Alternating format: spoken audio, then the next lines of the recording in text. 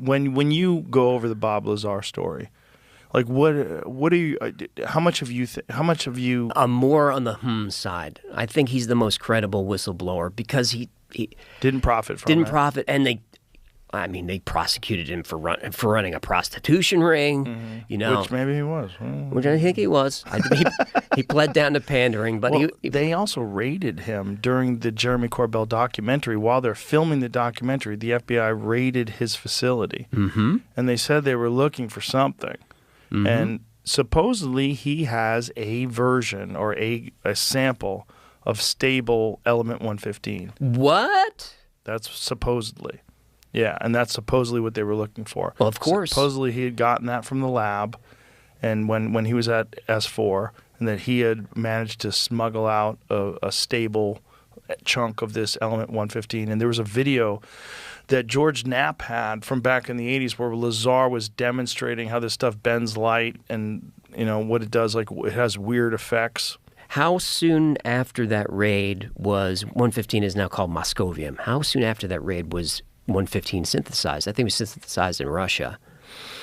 Synthesized by a particle collider, and so the when they got it is a very temporary, quickly dissolving form, but they proved its existence. And supposedly, what Lazar is saying, wherever these beings are from, they obviously have a completely different environment, and they have a stable version of this element. Yep. And this element is crucial to this gravity propulsion system.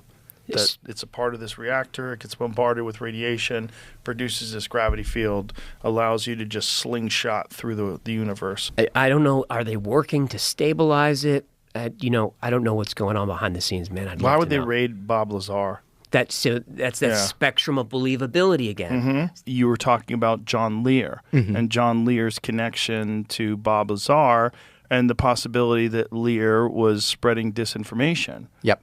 Yeah. By the way, since making that video, I've become more positive on Lazar, just insofar as I think he was at S4 Area 51. And there's going to be a great documentary coming out by my buddy Luigi on this called Project Gravatar. And I think there's going to be a lot of corroborating evidence that he was at least there, and a lot in his story checks. But I think you have to view, and I even say that in this video, that I think a lot of the story could be true. You can't, I think, view the Bob Lazar story. You can't just take it at face value because John Lear and he were friends. John Lear is this babbling UFO nut. He's obsessed with UFOs. He's writing weird, like, disinfo-y style stuff with Bill Cooper, Behold the Pale Horse guy. Which is a wild book. Yeah. And so he's crazy. Bill Cooper. Doesn't he talk about bases on the moon? He talks about bases on the moon. Lear also talked about a soul catcher that like controlled our souls on the moon. Oh boy. And so Lear was like flooding the zone with all sorts of weird shit. Lear comes from an interesting family. Right. His father is Bill Lear, who's the autopilot wizard. He created the first business, basically the first private jet, the Lear jet, in the 50s and 60s, and was an associate of a guy I hope we talk about named Thomas Townsend Brown. Yeah. And so I think, Lear was engaging in all sorts of bullshit. Was he a useful idiot or was he a sophisticated agent provocateur? I'm totally open to him having been a useful idiot. In fact, there is a video of him saying, I was told, I was given all the Bob Lazar files or whatever, and I was told about, to actually, like, he said a guy named Admiral McClellan knew that I ran my mouth. I even have this video actually on the doc that I sent you, Jamie. He says, knew that I ran my mouth. So that's why we got Bob a job or whatever. And we knew that part of this stuff would leak. And it was like this limited hangout strategy on behalf of this guy named Admiral McClellan or whatever. And he was this useful idiot to sort of get it out. And I think for what purpose? Recruiting. You give people high level. Yeah. And the MJ personnel, the original 12 have all passed away, so they get different people into these positions of MJ 2, 3, 4, 5, 6, and taken over. It's degraded, So it's almost political now instead of like it was when Truman originally formed the MJ-12. It turns out that MJ-1, the head of MJ-12, is a guy named Admiral Mike McClellan. He wanted to get some of the information out because he didn't want to. He thought that some of this information should be out in the public. We don't need to keep all this secrecy. So he decided trying to figure out a way to get it to the public. So he knew that I was a blabbermouth and I would tell anything I knew. They investigated Bob Lazar and they knew that he was a genius, but that he had a background such that they could instantly discredit him. They removed all his records from MIT, from Caltech, so he couldn't prove anything. He'd go back to Caltech, and no, I don't see any records here. And, well, I was here. Well, no, you weren't. And he also, up in Reno at one time, he ran a cat house there. So they chose him because not only could he probably help them because he was so smart, and as Mac, he's the one that named an Unpennium 115. He's the one that told them what that was, and they didn't know when he went there. They didn't know what it was. He was the one that told them that's element 115, and then told them why and how he'd figured it out. But they decided to pick on Bob to go up there to work at S4 because they knew that Bob would tell me instantly, and then I would blab the whole thing. And that was their modus operandi, was to get the information out and gauge what it did to the public, how they accepted it, and then pull back and say, oh, no, it was all a mistake. Bob Lazar is a fraud. He never worked here. He doesn't have any credentials like that. And they could back away and get out of it. So that was what Mike McClellan came up with. Isn't that crazy? Weird. And to me, kind of makes sense a little bit, though. It does, and that doesn't make Bob Lazar still not the most interesting story in the world. Like he's not saying it didn't happen, right? He's just saying that this happened as part of this limited hangout strategy where they knew that they could delete the records at MIT. They knew that they could stigmatize him because of the brothel. They knew that he was this not traditionally trained engineer who just happened to strap a ramjet on the back of a Honda or whatever and meet Edward Teller serendipitously. They knew that they had plausible deniability on all of that stuff. There's a great line in the Oppenheimer movie where Leslie Groves, played by Matt Damon, says, "I didn't hire Oppenheimer in spite of his communist sympathies. I hired him because of them." So you have a top secret program. You want compromise on people. You want to be able to blackmail them. And so I think, that should be taken at face value, in my opinion. And the reason that the story itself can't be taken at face value and needs to be seen through that lens is Lear and Bob Lazar were friends before Bob Lazar got a job at Area 51, S4. And so if you have a top secret program, you're going to do a basic background check. And Lear is going to come up as a guy with a UFO blog, right? And then the CIA is all over the UFO program, right? And he was flying CIA cargo jets. And he says that he disaffiliated in '83. That's bullshit. George Knapp and Jeremy Corbell have talked about how that's BS. And actually disaffiliated much later into the mid-'80s or whatever. Why would you continue to pay a guy who is leaking your crown jewel secret? I think that you're probably like one of the most important figures when it comes to journalism and UFOs. And when you broke the Bob Lazar story, is that 89? When was that? 1989. 1989, I remember reading about it. I remember hearing about it. I remember watching clips on television and watching countless Bob Lazar interviews. It all came out of you. I mean, did you think at that time, what was your thoughts about UFOs before you had met Bob Lazar, and how much did it change while you got to know him and hear his story? It changed quite a bit. I had not really given it much thought at all. Probably the same level of curiosity as most people. You go about your life, you pay your bills, you go to work, you love your family, and it's always out there somewhere. Hey, I wonder what the deal is on that. Right. But had not really dwelled on it until it was a day in 1987. Into the studio comes a guy named John Lear. And I had heard sort of a little bit about him. His family was famous. His dad developed the Lear jet, the 8-track tape. John had run for the state senate, and he had a certain amount of credibility with our news organization, KLAS-TV, because he had helped us break a really big story. And the story was the stealth fighter, the F-117. He had told my boss, Ned Day, managing editor, about this amazing plane that was invisible to radar flying up in Tonopah in Area 51. We had an interest in Area 51, not UFO related, but Ned broke that story. It went national. So John Lear comes into the station one day with a stack of what turned out to be UFO documents. He plops them on Ned's desk and says, Ned, this is going to be the next biggest story, the biggest story in history. It's a UFO cover-up. Aliens are here. Technology's been recovered. Ned takes a look at it and says, I'm not doing this story. If it was true, I'd already know about it. This is crazy. Well, I'm eavesdropping, as I tend to do. I'm a curious person. So as he's going out, I said, Lear, let me take a look at this material. And I looked at it. I thought, well, this is kind of interesting. At the time, I was producing and hosting this little public affairs show, 30-minute interview show. It would air Sunday morning at 6 o'clock. Nobody watches it. It would be interviewing a city councilman, a county commissioner. What the heck? I'll put Lear on there. And I let him go. And he told me this big scenario about secret treaties with aliens and recovered technology and a giant cover-up. Some of the information sounded outrageous. Some of it seemed like it would be worth checking out. Suddenly, the phone starts ringing off the hook. I'm getting calls about people that, who was that guy? What was the deal on that UFO stuff? Is it real? I had him on again. 6 months later, the response was bigger. I had him on a third time with a guy named Bill Cooper. I regret that. And he told him an even more elaborate conspiracy. He's the Behold the Pale Horse guy? Yes. Yeah, I read that book, and halfway through I was like, what in the fuck is this? Yeah. He tied in the JFK assassination. And, everything. Bases on the moon. Aliens are there right now. He had this scenario where he had seen these documents when he was in the Navy, and he's going to tell the world about it, then he's going to go away. Well, every time he told the story, the documents got bigger and bigger, and anybody who criticized Bill Cooper became part of the secret government, including me. So we do this third show with Lear, and he hints that he knows a guy who might be going to work out at Area 51 and knows something about alien technology. That guy turns out to be Bob Lazar, but Lear didn't give me the name at that time.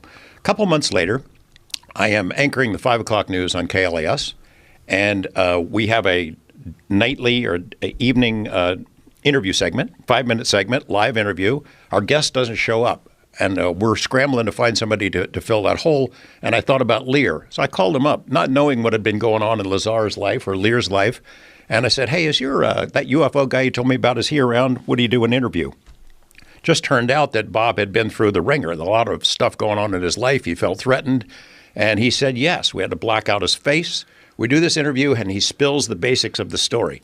I worked out there at a place called S4. I saw 9 flying saucers in an underground base. This is technology that came from somewhere else. I'm in fear for my life. Holy cow, the phones start ringing off the hook. My news director comes rushing in, the station manager. Is that for real? What's the deal on that? And we realized we had touched the pulse of the public in a way that I didn't really understand. We arranged to go meet Bob Lazar, my news director, Bob Stodall, and I, that following weekend, and put him through a paces where we would ask him questions about his background and how he got the job. And we spent a couple hours with him, and we walked out of that meeting thinking, holy shit, what if this is true? This is really risky for us as journalists. It's risky for our personal reputations if it blows up in our faces and we do this story, and it would really damage the reputation of our news organization, which is KLAS is a jewel. It's always been a leader in Las Vegas, one of the best TV news operations in the country. We're putting a lot on the line. Well, look, we decide, let's take our time. Let's look into this guy's story. And then in order to understand Lazar, we'd have to look at the bigger picture of UFOs. So I started a cram course on ufology, and I read everything. And I spent 8 months like cramming for a final exam that never happened. I read everything. I interviewed people. That same year, MUFON had its international symposium in Las Vegas, and there all the world's UFO people came right to me. I got to interview them, traveled around, went to Los Alamos. Lazar took us into the lab. We took cameras in there. He walked us around, waving to people. We didn't even have to stop for security. Took us into the lab like it was a rabbit going through its own burrow. He knew his way around. We were allowed to take a camera in there. We put those stories together, put them on the air in November, and man, it just went through the roof. Every night of this 9-part series, people got the audience got bigger, phones ringing off the hook, people calling, giving us information. Suddenly, it's on something called Paranet, which was sort of a precursor to the internet, And it was huge, and it changed my life for sure. I had no idea that there were so many people out there interested in the topic, and I was hooked. And I really got hooked on Lazar, not only because his story, personally, I was interested in him. We became friends. I saw what happened to him after that live interview, and in the 7.5 months before we went and I revealed his identity. People were really messing with him. I mean, you cannot convey what it was like, how weird it was then, breaking into his house, leaving the windows open, messing with things in his home, breaking into his car, leaving the doors and windows down, just messing with his head. And you think that was the government that was doing that? Yeah, I do. I think so. And then, so I had put out a call to people, hey, I want other people to come forward. This was before his identity was revealed. Yeah, we should explain this. I am actively seeking information from the public. If you ever worked at Area 51 or S4, you know anything about this, you're at Nellis Air Force Base, reach out to me. So I started getting calls, and 6 people right in a row who had talked to me on the phone and offered to give me information were visited right after the call. One of them was a guy who did tax returns for people at Nellis Air Force Base, and he had got to know these guys really well and got information about crashes. There was a guy who was a golf pro at Nellis who had gone on out road trips with officers and told him about this weird stuff out at Area 51 that seemed to be from somewhere else. He gets visited and told to shut up. There was a lady who worked in the court system. A cop told me about her, and I talked to her on the phone, and she had worked at the court system, but before she had worked for a company called Holmes and Narber, which is a defense contractor. And she said she sat in as a stenographer in these meetings and heard these conversations between the government contractors and Air Force officials about crashed saucers. And they would, after the meeting, they take the tape out of the typewriter and destroy it and take all the notes, and she agreed to tell me this story. It was just a tiny piece of the story. The next day, she's visited by these 2 guys in suits. They tell her, look, you are still subject to your security clearance. I hope you know that. And then they said, we know you traveled to L.A. to see your daughter, and we know she comes here. It's a big desert out there. It'd be terrible if something happened to either one of you. This lady is scared shitless. She didn't make that stuff up. So 6 people who had offered to give me information on the phone, one right after another, get visited. And it made me mad. It also made me mad that dealing with, trying to fill in pieces of Bob Lazar's life. Now, I know there's some gaping holes. I know it better than anybody. I've had to deal with it for 31 years. But I always thought if he worked at Los Alamos in classified projects in a scientific or technical capacity, then it would make sense that he could get hired into a program like S4 as somebody who thinks outside the box. Despite personal shortcomings or whatever, they might bring somebody like him in to help them crack a problem that they hadn't been able to resolve themselves. So I focused on Los Alamos. I knew he had been there. I talked to people who remembered him from being there, but the lab kept telling me, no record of him. He's never here. And then I showed him, well, look, I've got the Los Alamos newspaper. It's a small town paper. There it is on the front page, a front page story. Bob Lazar, physicist, Mason facility, Los Alamos lab. It's a story about his jet car. Nope, still have no records of him. And then I found his name in the phone book from the era when he was there. He's in the lab phone book. He had been hired by a company called Kirkmeyer, which is a company that's a headhunter that fills positions at Los Alamos and places like that. So great, I'll reach out to Kirkmeyer. They said, yeah, we hired him. Yeah, we've got records. Can I get it? Can I get his employment records that would show where he went to school, whatever information you guys had? Yes. A couple weeks go by, nothing. Couple more weeks go by, I call him again, I start writing them. I've got a stack of letters that thick. It went on for 2.5 years, and finally, by the end of it, they said he was never here. We don't have any records. That pissed me off. It made me mad, and I think that is really what got me hooked in the story, is that I was being jacked around by government and national facilities like that. We should explain the Los Alamos thing, because the Los Alamos thing coincided with him doing work at MIT, right? Is that correct? That's how he's explained it to me. Yeah. And the way he explained it to me, I don't think I'm at liberty to say what the project was, because the project, the way he was describing it, is essentially internationally illegal, like what they were working on. And that's one of the reasons why he was saying, he explained what the project was. It sounded very feasible, also very evil. And then it was basically a weapon. And then he said that this was the reason why there was no actual record of him studying at MIT. It wasn't important that he got a degree. It was important that he understand the technical specifications of what they were attempting to accomplish. That's my understanding as well. Yeah. And, it's always been the most problematic part of his background. And it's where a lot of people in the Bob Lazar story, that's where they stop. But the thing is, when you listen to him talk and when he describes things, it's very clear he's educated.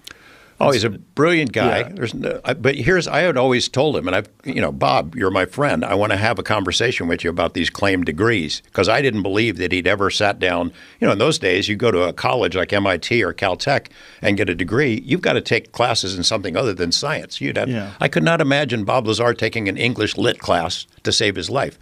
But he is a brilliant guy. I'll give you an example. In April, COVID thing is raging. My wife and I are staying at home. We're getting packages delivered for food and things of that sort. I'm a little worried. They didn't know about contact, whether you can get it off of cardboard boxes or whatever. And I mentioned to Bob in a phone conversation, I'm thinking about buying one of these UV screener systems. He goes, wait a second, don't buy one. I think I've got the parts that I can make you one in my garage.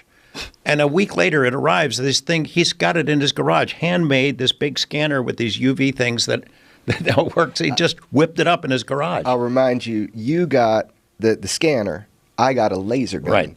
You got a laser gun? I did, man. It is super powerful. So it's like a handheld toy that he retrofitted with a superpower. So I'm like lighting shit on fire in my house. So it looks like a handheld toy, but it's actually a real laser? It's a toy with full noise, but he put a diode in there, and it's super powerful. Like it can light shit on fire. My wife hates that shit. So I got the laser gun. You also got the flamethrower, though. Lazar made a flamethrower. This is before your buddy Elon made flamethrowers. No comment on that. Yeah, well, it's a massive he made one. He made a flamethrower. Massive. Yeah, he's obviously a very intelligent man. Yeah. When you listen to him talk, there's no bullshitting going on. When he talks about talks about undeniable, concrete things, when it comes to science, when it comes to elements, when it comes to propulsion systems, he clearly knows what he's talking about. And the really confusing thing for people that are detractors is he really hasn't changed his story in 31 years. It really is the same story. And that's really hard to do. That's the other thing that Bob said that I thought was really fascinating, was that there was some documentation that they were showing him that claimed that we are the product of accelerated evolution. He was shown a lot of shit, and he doesn't like talking about it because he doesn't know if it's just total fucking nonsense. Right. He is sure that they showed him shit just to see if he'd fucking say crazy shit. Right, to see if he'd talk. All he cares about is what he saw, what he knows is real. But if you do just talk with him privately, they did show him, a photograph of an autopsy of a being with a singular organ. They told him that, the human genome had been altered, just all sorts of crazy shit. And he just has no idea if it's true or if it's... God, the whole thing is so wild. I just wish, if Bob's lying, my God, what a great liar. Yeah. He's amazing at it. Right. And he's been telling the same lie for 30 plus years. And then there's elements of it that, how would he know that? Like, how would he know about element 115? I mean, element 115, when he was talking about it, was theoretical. Yeah, he got lucky. He's the luckiest guy I know. He always chooses shit that ends up being fucking right. I know. Gravity, waves, and how these crap look, man. Explain the element 115 to people, because people who don't know what we're talking about, that haven't seen the documentary or haven't seen the podcast we did together. So the way Bob understood it was that he was working on power and propulsion, right? So of one of these, we call them flying saucers, fucking alien vehicle. That looked like this one. Exactly. Right here, from Designed by Perry. Yeah. The one sitting on the desk. Even like aerospace people are like, well, if it's the most ingenious thing, is the way he described it, powered. People are impressed by it. I'm like, maybe that's just what he saw. But anyway, so the 115 was the power source, he said. And basically, you put it in and it releases antimatter and creates a gravity propulsion, a gravitational field. And then you had three directional emitters. Look, that's how they think these things operate. Traveling faster than the speed of sound with no sonic boom, all transmedium, all domain. These things seem to defy typical propulsion. It's not outside of the realm of what we understand. It's outside of the realm of what we can replicate now. One day we might catch up. And this element 115 that Bob talked about powering this spaceship was only theoretical back in the late 1980s when he first started discussing it. Right. We hadn't synthesized it yet. Right. Well, it wasn't a synthesizing. It was created by a particle accelerator, right? Exactly. It was detected because it was. I think it was. But we smashed. Right. So we kind of synthesized in that we smashed particles together, and then we're like, oh, for like a second, there it was. Yeah, I think it's a fraction of a second. Yeah, and Bob always said that if he's right, if it was 115, that's how he understood it to be. If he's right, then we will someday, be able to make a nominal amount of it that will be stable. That's what he said. You got another one of those? Yeah, you want one? Yeah, I'll try one. All right, here we go. Thanks, man. Nice. Yeah. It never ends. It is interesting. I just until something actually happens, and my thought is when something actually happens, how will people handle it? UFO whistleblower could get immunity under new amendment. So this is what you were talking about? Yeah. Yeah. Yeah, absolutely. And I mean, the thing is I know some of the people doing this, and they're like, they want some nominations, man. Who should talk to them? Well, you got your own fucking logo there. There you go, buddy. Thanks, brother. Yeah, these are Foundation Cigar JRE. Got a full humidor up in this bitch now. So this element 115. Yeah. This is proven by a particle accelerator. And Bob Lazar's claim was that they had a stable amount of this element 115 that had come from this other place. And did they know where this other place was, where this element 115 supposedly had come from? Another planet? Yeah, I mean, again, this is like what he was told, so he's kind of allergic to, but, he said that the documents said Zeta Reticuli, I guess a binary star system or something.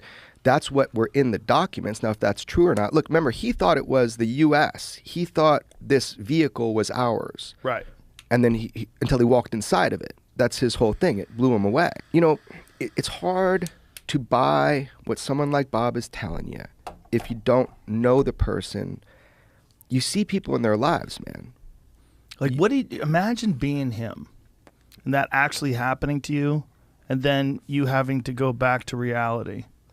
Right. And tell people or not tell people, just live your life and have the burden of this information, the burden of this thought.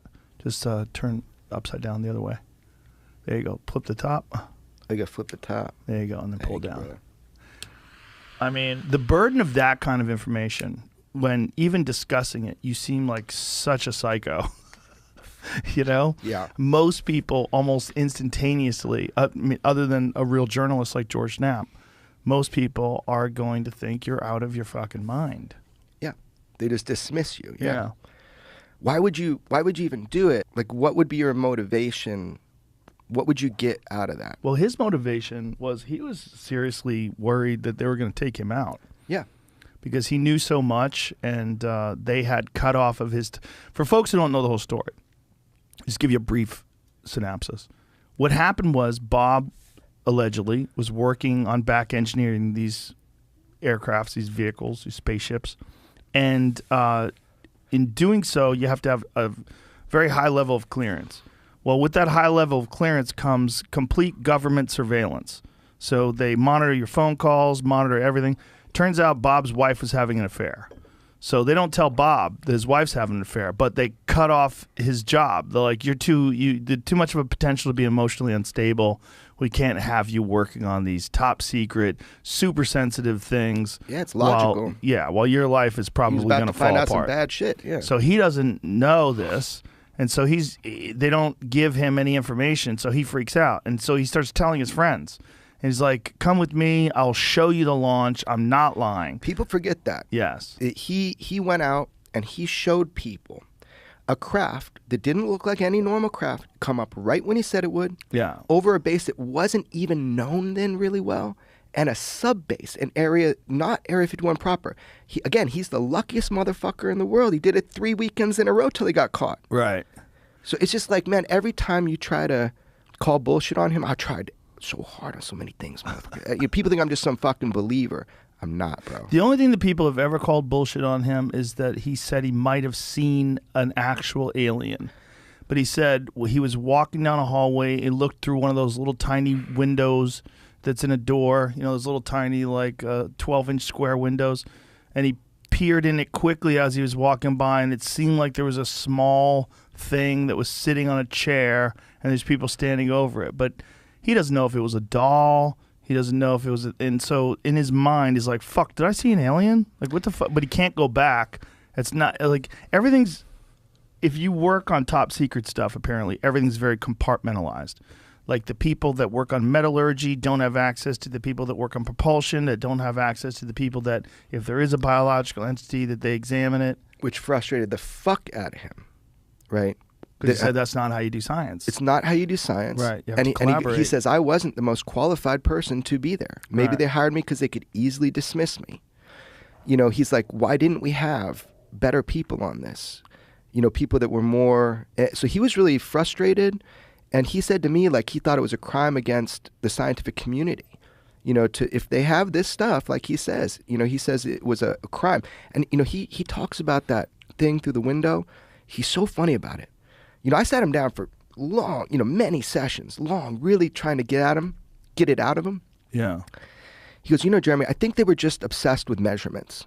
I go, what do you mean? And he's like, well, look, there was something in a chair, but it was small. Maybe they were trying to just measure it to see if it would fit in a craft. So that's how he kind of gets around, like, did he see something or not? He doesn't know. Like it could have been a doll that they That's what constructed that was roughly the same height as these things were. He just doesn't want to go there, right? And so these creatures that were in this vehicle, if there were creatures in this vehicle. There were 3 seats. Yeah, and he estimated they had to be how big? Your typical, like, what you think of as like a little gray alien, man. 3-4 feet. Right. He said they looked like they were made for children. The seats. Yeah. And so, look, and every time I try to be like, dismiss Bob myself, there's something that creeps in my mind. I'm like, hold on.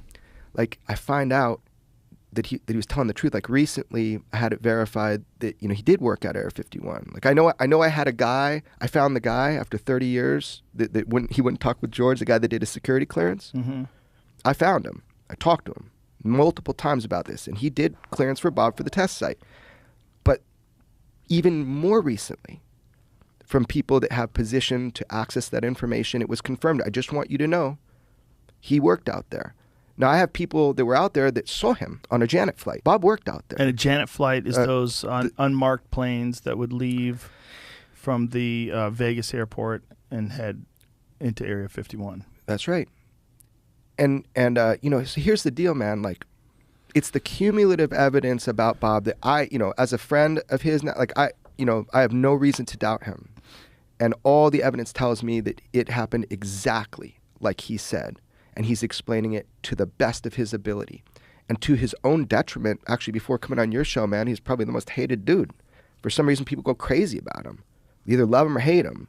Well, I think your documentary turned a lot of people's opinions about him as well. Thank you, brother. But then having him on, I mean, some people still call bullshit. They think like his migraines were convenient. Oh, come on. That, you saw But he was having them. He was having them in the green room before we started going on. He was very nervous about doing it.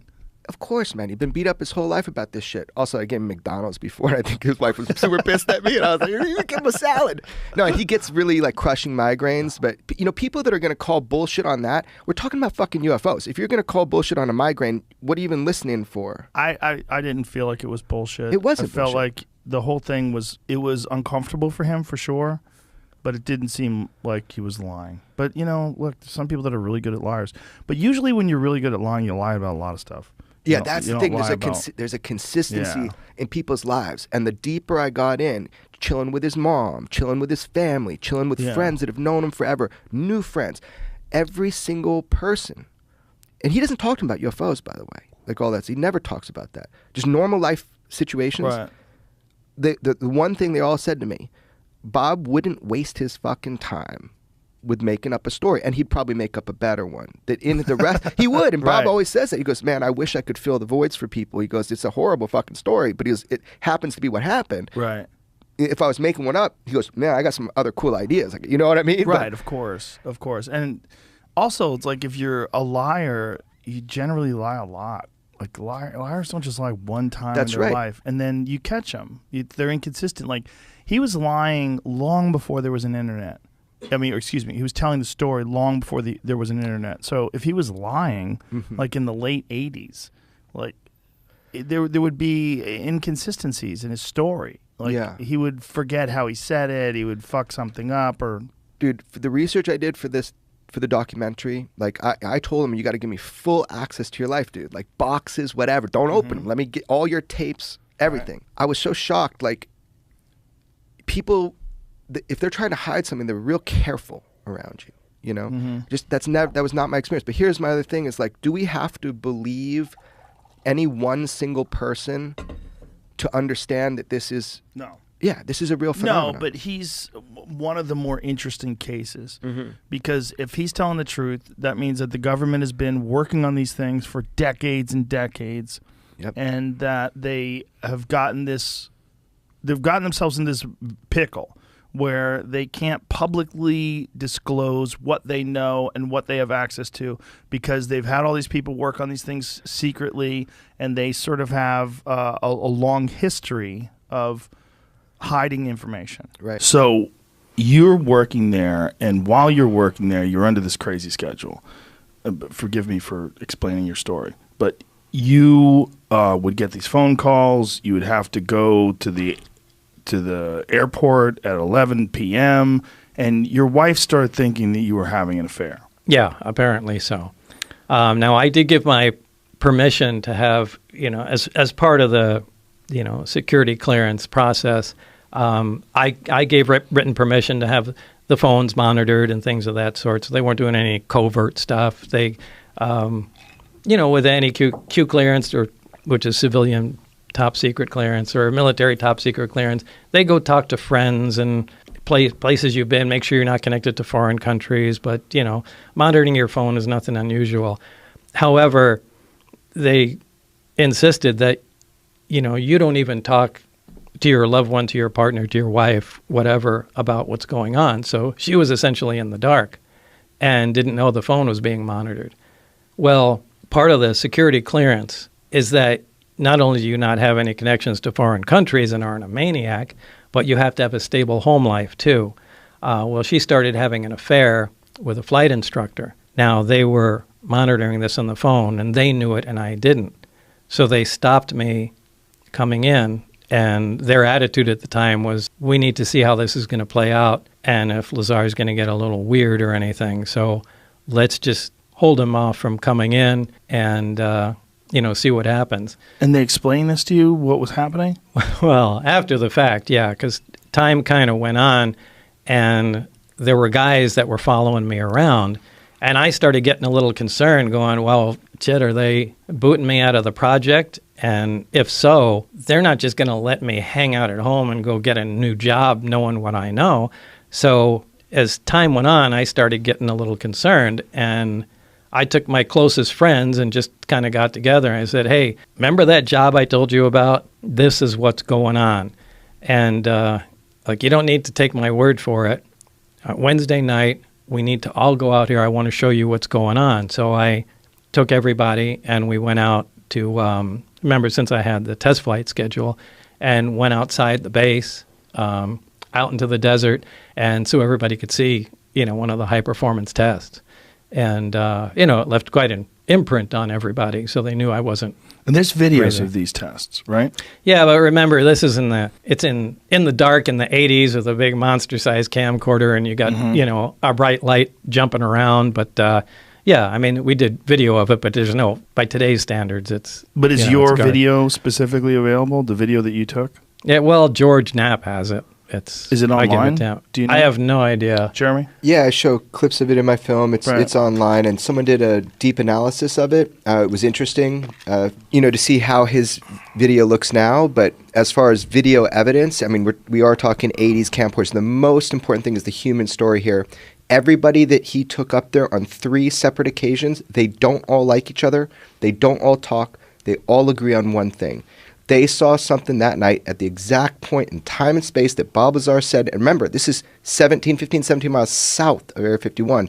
No one even knew really about Area 51. We're talking Papoose Lake, and they all agree. They saw something that night they had never seen before, and they've never seen since, right when he said it. So that's one of like the 6 things where I'm like, how did he know? You can dismiss him. I tried to dismiss it, but some things we can't get around, and there's about 5 or 6 of them. How did he know about those? If Jamie wants to find that video right now, what would he look under? Bob Lazar, UFO, S4, Area 51, just kind of like that. So it's like the S4 UFO video, Bob Lazar, and a guy does an analysis, but you're analyzing these 80s videos. Right. He from the very beginning, Bob never said, I have proof of my story and I'm going to tell the world. He said at the very beginning, I cannot prove my story. That's not why I'm telling this. George Knapp convinced him to tell people, and he lived through it, and I didn't believe it either until I talked with George. Okay, so you filmed this test flight, one test flight, and then you get caught. Actually, it was, I think, the 3rd time, because we went out there the first time. Everybody saw it. Everybody was amazed because it did some radical maneuvers, and everybody had a lot to say about it. Maneuvers that I've seen the video. It doesn't. I don't think there's something we have now that does that. No, in terms of like a human piloted craft. I mean, I don't know, obviously, with the government. No, it's impossible. Nothing can move like that. And remember, we didn't start filming from the very beginning. We were waiting for something, to happen. The craft took off and then came flying at us, stopped, turned at a right angle, flew back, and then, after it did some, amazing stuff, we like, to get the camera, and then we started filming. So it doesn't have all of it on there; it just has some. The way I describe it to my friends, and they said, "What does this look like?" I said, "Take a laser pointer, and then have a wall, and then move it around the wall. Like, you know how it moves around the wall? It doesn't seem like it has anything to do with inertia or physics, or it's not impeded in any way by the atmosphere." Yeah, that's what it looked like. You're essentially separated from reality, as crazy as that sounds, with being in case its own gravitational envelope. Inertia is not going to affect it, and this is how some of those recent sightings of Commander David Fravor. I'm sure you've heard of the Tic Tac UFO. I mean, he describes exactly the thing operates exactly the way I was describing. That's why he was interested to talk to me. But we saw this, and on the way home, it's like, hey, we got away with it. We should try it again the next test flight date. So this became a thing to do. And I think it was on the 3rd time that we got caught. I mean, we started becoming a little careless. I think we took a motorhome out there. And, I mean, it was like the stupidest thing you could possibly imagine. Started tailgating. Yeah, it was ridiculous. And again, you're in your 20s. Yeah. And, what was funny was we went out there, and my friend Gene Huff and I were leaning on the front of a vehicle. And just for some reason, we just started talking shit. Like, well, I hope they realize that. I don't remember what we were saying, but it's something about attacking the base or something along those lines and stealing the craft or something like that. Something crazy. Then about 20 feet in front of us, we see a little green light fall on the ground and roll to us. And unbeknownst to us, now it's pitch black. You can't see your hand in front of your face. There were a bunch of guards standing right out there, and they had a night vision scope where they were like from here to the wall looking at us, listening to us, and the guy dropped it, and the scope rolled over to us, and you could see the green screen. We turned the lights on, and all these guys are there. So it was whoa. Yeah. So we did incredibly stupid stuff and got caught, as we should have. So when they catch you and they bring you in, then what happens? Well, I went in for debriefing. The following day, I went to Indian Springs Air Force Base, which is kind of a defunct base that they used to use at the nuclear test site. And this is when they brought out the transcript of the phone call with my wife. And, they sat me down and we said, when we meant to keep the secret, we meant you can't tell your friends, right? It just being sarcastic and trying to. Mm-hmm. And then they got real serious. But this is where they, took the transcript out and were reading me what my wife and, our friend were talking about. I don't know. It was a hard time. So what happens from there? What do they do with you? Why don't they arrest you? I don't know. I don't know why. I'm not sure they knew what to do. But they did let me go that night, and I went home. And this is kind of when the most stressful part started. Because you're realizing that you're being monitored 24/7. Now I know not only am I being monitored, but now I know I'm in trouble. And it wasn't a short time after that I contacted you know, at that time, the only investigative reporter I had heard of in Las Vegas was George Knapp. Told him some of the story because I had no idea what the hell was going to happen at that point. So George Knapp tries to dissect your story, tries to find holes in it, tells it, puts it online, and makes everybody aware of it, and that's how I found out about it. Yeah, to make a long story short.